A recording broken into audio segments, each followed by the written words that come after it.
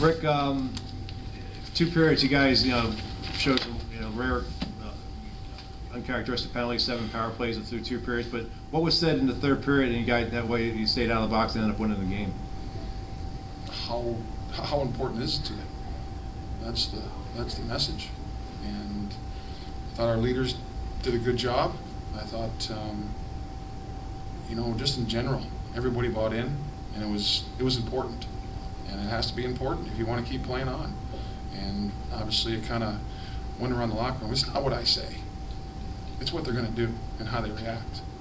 I think as coaches we get into this, well, I said this to the team or this and that, and that was the focal point. That changed everything. It's far from that. It's how the players react, and it's up to them to just to carry it through. And that was the leaders of our team that did that. Why was there a lack of discipline with the penalties? That was kind of really uncharacteristic of this team. Yeah, probably emotions. It's a second night. Sometimes, you probably didn't get enough sleep, from the night before. You're trying to close out a series. There's a little more pressure. You think about that.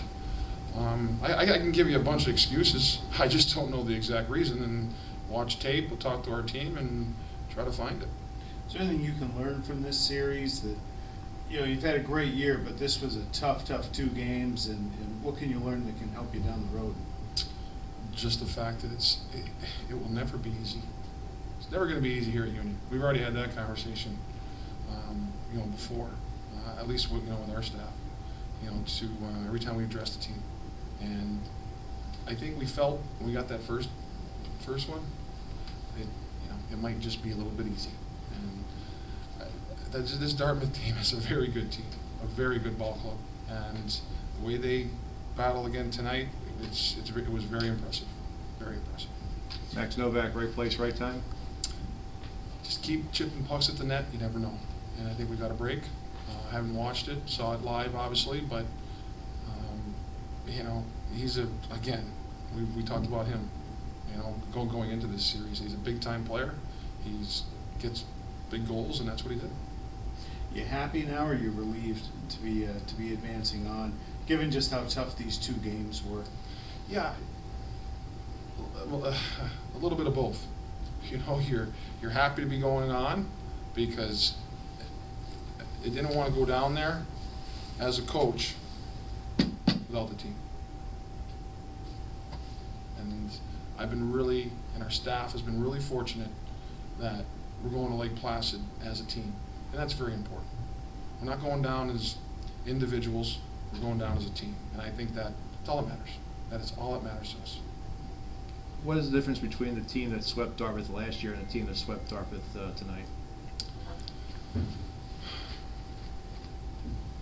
Probably just the overall mindset of our team this past year. I think Dartmouth was kind of rallied around, beating RPI, and I think they were really, emotionally better, physically better this past time around, and I think we took them a little bit lightly at times, and I don't think we should ever take anybody lightly. Your first 2 goals I thought were great effort plays by Daniel Carr to start it. Forces a turnover at the blue line on the first goal and then knocking in that loose puck. You want to comment on his effort tonight? He was great all weekend. He was fired up, and we're really knowing Dan's going, and the fact that he's looking back to go after he just came off. He wants more shifts. Said it again, big time players come up in playoffs. Danny Carr and Champ have already been through these battles, but Dan Carr, I thought he was the best player that we had this weekend. It's their 20-goal season. What does that mean, you think? It's very consistent. I think that's what it says. He's one consistent forward that not a lot of hockey players are, and he brings it in practice. Again, he does the extra stuff that a lot of guys just don't do, and that's why he's consistent. And that's a message that we keep telling our younger guys, and hopefully they see that and see how he's rewarded. And he's so strong in his one-on-one battles that it's a tough matchup for other players to, you know, try to contain him at times when he's on like that. And you could just tell that he wanted to win that game. If he had to win it by himself, he would have. But, you know, I don't want to blow him up too much here. But in the same token, he was our best forward this weekend. How about Colin this week? He seemed to really play well when you guys needed to, when he made a couple of big saves when you guys were only down a goal.